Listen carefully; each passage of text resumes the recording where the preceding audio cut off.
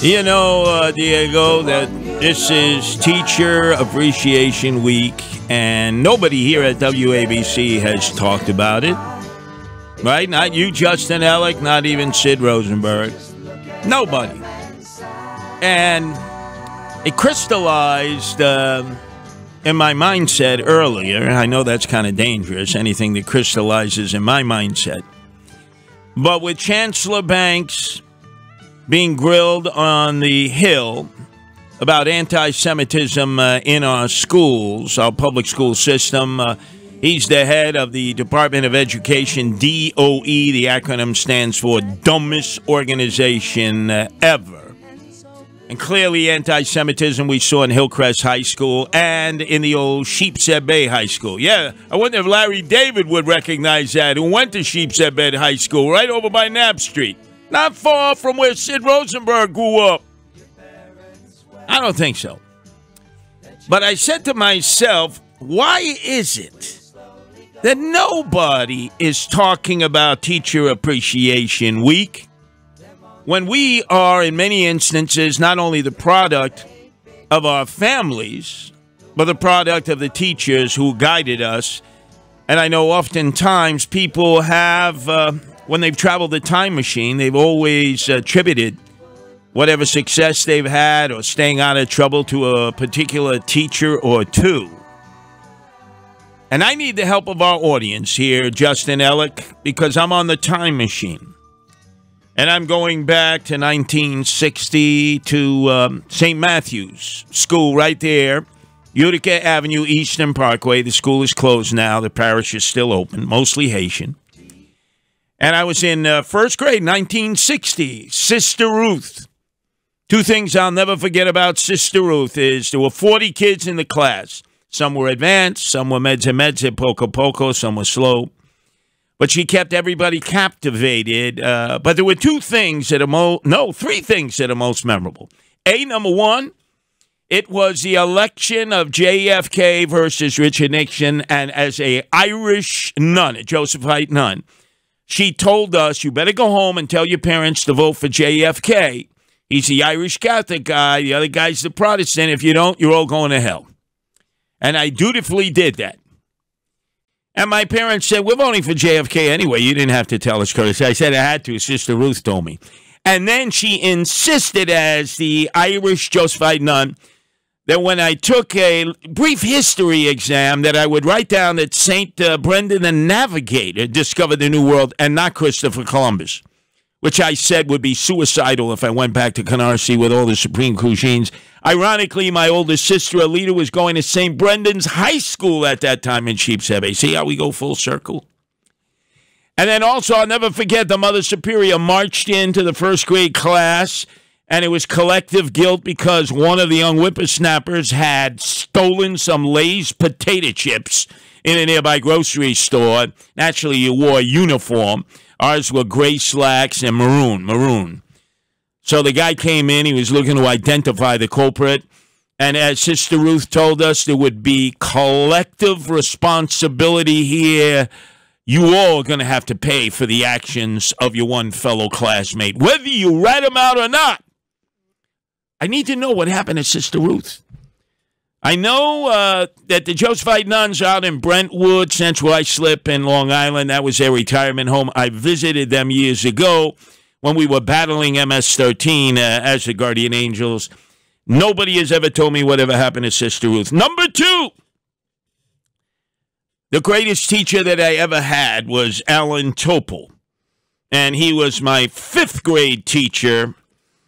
Actually, in 1964, boy, this guy created interest in me to come to school every day. We had debates at that time, Goldwater versus LBJ. I got to learn about civics, politics, government history. He created an insatiable appetite within me to learn, to read on my own, to explore, to question, and most importantly, to come to school and study, because I didn't always want to go to school. You know, I'd always tell my mom, hey, Mom, I got a fever in my foot today. I can't go to school. I remember the last he was with some position in the UFT. If anybody out there knows where Alan Topol is, And then, of course, my sixth grade teacher in PS 114 was Jungle Jenny Wilson. Jungle Jenny Wilson, who I did learn had passed away. She had moved down to Louisville, Kentucky. Her family had reached out to me. She was a great teacher. So that was PS 114, and that was St. Matthew's Catholic Elementary School. And then there was Builder C Junior High School. Yes, Diego. I had Mr. Lerner in history class, 8th grade. Oh, it was so great. It was 1967. And, man, he was a hardcore Zionist. He was a member of the Conservative Party in New York. He was for Buckley for mayor. Bill Buckley for mayor. I mean, hardcore.